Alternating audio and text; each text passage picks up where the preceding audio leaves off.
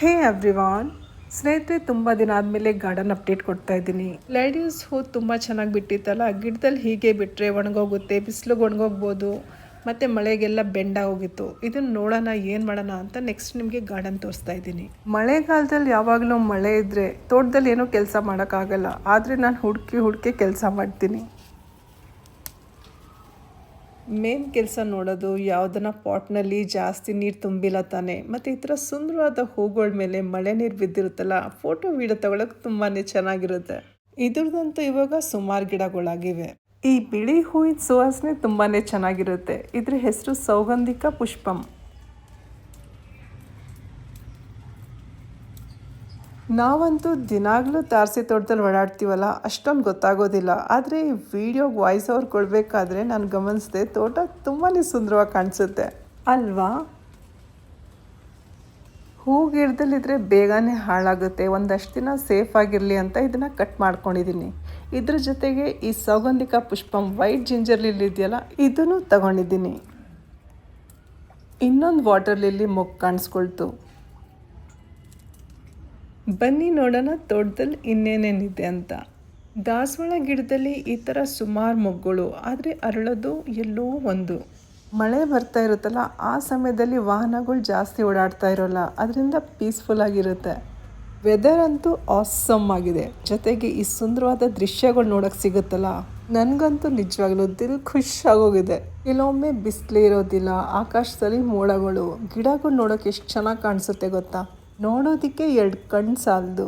ನನಗಂತೂ ಎಲ್ಲೋ ಜಂಗಲಲ್ಲಿ ಇರೋ ಥರ ಫೀಲ್ ಬರ್ತಾ ಇದೆ. ಹ್ಯಾಂಗಿಂಗ್ ಬ್ಯಾಸ್ಕೆಟ್ ತೋರಿಸ್ತೀನಿ ಬನ್ನಿ. ಇದ್ರೊಳಗೆ ಹಾಕಿರೋ ಗಿಡಗಳು ತುಂಬ ಚೆನ್ನಾಗಿ ಗ್ರೋ ಆಗ್ತಾ ಇದೆ. ಕೆಲವೊಮ್ಮೆ ಎಲೆಗಳು ಒಣಗಿದ್ರೆ ಅದನ್ನೆಲ್ಲ ತೆಗೆದು ಕ್ಲೀನ್ ಮಾಡ್ತೀನಿ.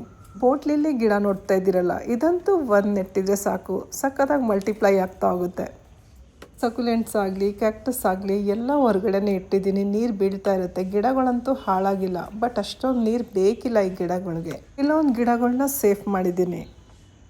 ನನ್ನ ಗಿಡಗಳಿಗೆ ಎಷ್ಟು ನೋಡಿದರೂ ನನಗಂತೂ ತೃಪ್ತಿ ಆಗೋದಿಲ್ಲ. ಕೆಳಗಡೆ ಹೋಗೋಕ್ಕೆ ಮನಸ್ಸು ಬರೋದಿಲ್ಲ.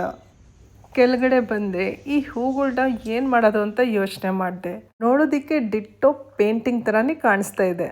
ಗ್ಲಾಡಿಯೋಲ್ಸ್ ನೋಡೋಕೆ ತುಂಬ ಚೆನ್ನಾಗಿ ಕಾಣಿಸುತ್ತೆ. ಅದರಿಂದ ಬಾಟ್ಲಲ್ಲಿ ನೀರು ತುಂಬಿಸಿ ಅದನ್ನ ಇಟ್ಟಿದ್ದೀನಿ. ಒಂದಷ್ಟು ಫೋಟೋ ವಿಡಿಯೋ ಎಲ್ಲ ತಗೊಂಡೆ. ಸಖತ್ತಾಗಿ ಕಾಣಿಸ್ತಾ ಇತ್ತು. 2 ದಿನ ತುಂಬ ಚೆನ್ನಾಗಿತ್ತು. ಆಮೇಲೆ ಒಂದೊಂದೇ ಹೂ ಒಣಗ್ತಾ ಬಂತು. ಮಾರ್ನಿಂಗ್ ವಾಕ್ಗೆ ಅಂತ ಲಾಲ್ಬಾಗ್ ಬಂದಿದ್ದೀನಿ. ಎದುರುಗಡೆ ನೋಡ್ತಾ ಇದ್ದೀರಲ್ಲ, ಇದು ಎಂಟ್ರೆನ್ಸಲ್ಲಿ ಈ ಥರ ಇರೋದು. ಸುಮಾರು ತಯಾರಿ ನಡೀತಾ ಇದೆ. ಯಾಕೆ ಹೇಳಿ, ಲಾಲ್ಬಾಗ್ ಫ್ಲವರ್ ಶೋಗೋಸ್ಕರ. ತಯಾರಿ ಅಂತೂ ತುಂಬ ಮುಂಚೆಯಿಂದ ನಡೀತಾ ಇರುತ್ತೆ. ಆದರೆ ಜುಲೈ ಬಂತಂದರೆ ದಿನ ಒಂದಷ್ಟು ಕೆಲಸಗಳು. ಇದೇ ಜಾಗದಲ್ಲಿ ಫ್ಲಾಗ್ ಹಾಯ್ಸ್ಟ್ ಮಾಡೋದು. ಇಲ್ಲಿ ನೋಡಿ, ಪಾರ್ಟಿಷನ್ ಮಾಡಿ ಗಿಡಗಳು ನೆಟ್ಟಿದ್ದಾರಲ್ಲ, ಸೇಮ್ ಇದೇ ಥರ ಅಲ್ಲಿ ಮಾಡ್ತಾರೆ. ಲಾಲ್ಬಾಗ್ ಎಂಟ್ರೆನ್ಸ್ನಲ್ಲಿ ಖಾಲಿ ಜಾಗ ತೋರಿಸಿದ್ನಲ್ಲ, ಆ ಜಾಗದ ಬಗ್ಗೆ ಮಾತಾಡ್ತಾ ಇರೋದು. ಆಗಸ್ಟ್ 15 ಅಷ್ಟರಲ್ಲಿ ಎಲ್ಲ ಚೆನ್ನಾಗಿ ಸೆಟ್ ಆಗೋಗುತ್ತೆ. ಇಲ್ಲಿರೋ ಅಂಥ ಆಲ್ಮೋಸ್ಟ್ ಗಿಡಗಳು ನನ್ನ ಹತ್ರನೂ ಇವೆ. ರೆಸಿನ ಗಿಡ ಅಂತೂ ಸಖತ್ ಕಲರ್ಫುಲ್ ಆಗಿರುತ್ತೆ. ಇದ್ರೊಳಗೆ ಬಿಟ್ಟಿರೋ ಹೂಗಳು ನೋಡಿ, ನೋಡೋದಕ್ಕೆ ತುಂಬಾ ಸುಂದರವಾಗಿದೆ ಅಲ್ವಾ.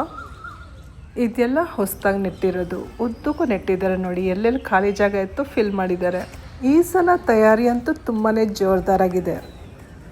ಸ್ಯಾಪ್ಲಿಂಗ್ಸ್ ಎಲ್ಲ ನೆಟ್ಟಿದಾಗಿದೆ, ತುಂಬ ಚೆನ್ನಾಗಿ ಸೆಟ್ ಆಗಿದ್ದಾವೆ. ಈಗ ಇದ್ರೊಳಗೆ ಹೂವೆಲ್ಲ ಬಿಡೋಕ್ಕೆ ಶುರುವಾಗಿದೆ. ಈ ಹೂವಿನ ಹೆಸರು ಏನಂತ ನೀವು ಕಮೆಂಟ್ ಮಾಡಿ ತಿಳಿಸಿ.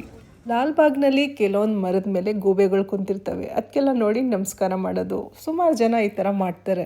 ಎಷ್ಟೊಂದು ಜನಕ್ಕೆ ಮರದ ಮೇಲೆ ಏನಿದೆ ಅಂತಾನೆ ಗೊತ್ತಾಗಿರಲ್ಲ. ಅವ್ರು ಅದನ್ನು ನೋಡ್ತಾ ಇರ್ತಾರೆ. ಎಲ್ಲರೂ ನೋಡ್ತಾ ಇದ್ರಲ್ಲ, ಏನೋ ಇರ್ಬೋದು ಅಂತ.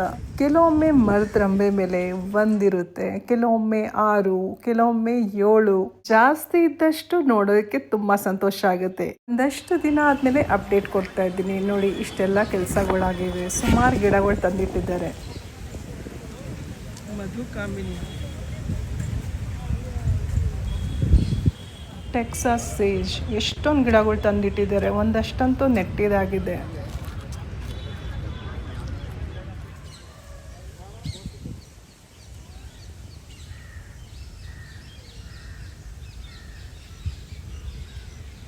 ಕೆಲವೊಮ್ಮೆ ಒಂದೊಂದು ಕಡೆ ಅಪರೂಪ ಗೇಟ್ ಓಪನ್ ಆಗಿರುತ್ತಲ್ಲ, ಅವಾಗ ಈ ಥರ ಸೀನ್ರಿ ನೋಡೋಕ್ಕೆ ಸಿಗುತ್ತೆ. ಇದು ನೋಡಿ, ಅಕ್ಸೆ ಗಿಡ, ಸೀಡ್ಸ್ ಎಲ್ಲ ಫಾರ್ಮ್ ಆಗ್ತಾ ಇದೆ. ಸ್ಪೆಷಾಲಿಟಿ ಏನು ಗೊತ್ತಾ, ಇದ್ರ ಹೂ ನೋಡಿ, ಕೆಂಪು ಬಣ್ಣದ್ದು. ನನಗಂತೂ ನಿಜವಾಗ್ಲೂ ತುಂಬ ಇಷ್ಟ ಆಗಿದೆ. ಯಾಕೆ ಗೊತ್ತಾ, ನನ್ನ ಹತ್ರ ಇರೋ ಅಕ್ಸೆ ಗಿಡದಲ್ಲಿ ಬಿಳಿ ಬಣ್ಣದ ಹೂ ಬಿಡುತ್ತೆ, ಅದು ತುಂಬ ಚೆನ್ನಾಗಿದೆ. ಆದರೆ ಇದ್ರ ಮೇಲೆ ನನ್ನ ದೃಷ್ಟಿ ಬಿದ್ದಿದೆ. ನನಗೆ ಬೇಕೇ ಬೇಕು. ಇದ್ರ ಹೂನ ದೇವ್ರಿಗೆ ಅರ್ಪಿಸ್ತಾರೆ. ಇದ್ರ ಎಲೆಗಳಿಂದ ಒಳ್ಳೆ ಅಡುಗೆ ಮಾಡ್ಬೋದು. ಇದ್ರ ಕಾಯಿ ಎಳೆದಿದ್ದಾಗ ಅದರಿಂದ ಪಲ್ಯ ಕೂಡ ಮಾಡ್ಬೋದು. ಇವತ್ತಿನ ವಿಡಿಯೋ ಇಷ್ಟ ಆಗಿದ್ರಲ್ಲಿ ಲೈಕ್ ಮಾಡೋದು ಮರಿಬೇಡಿ. ಮತ್ತೆ ಸಿಗೋಣ ಇನ್ನೊಂದು ಒಳ್ಳೆ ವಿಡಿಯೋ ಜೊತೆ. ಅಲ್ಲಿವರೆಗೂ ಧನ್ಯವಾದಗಳು. Thank you. ನಮಸ್ಕಾರ.